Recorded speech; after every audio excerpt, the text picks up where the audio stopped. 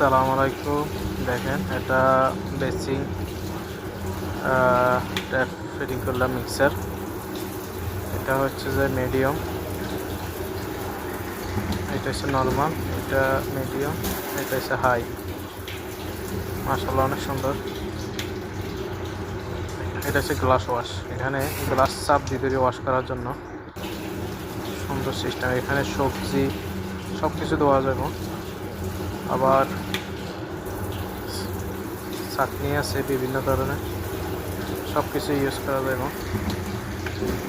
মোটামুটি ফিটিংস অনেক ভালো, এটা ফিটিংস মাশাআল্লাহ। এখানে গ্লাস চাপ দিয়ে ধরলে ওয়াশ হয়ে যাবে অটোমেটিক।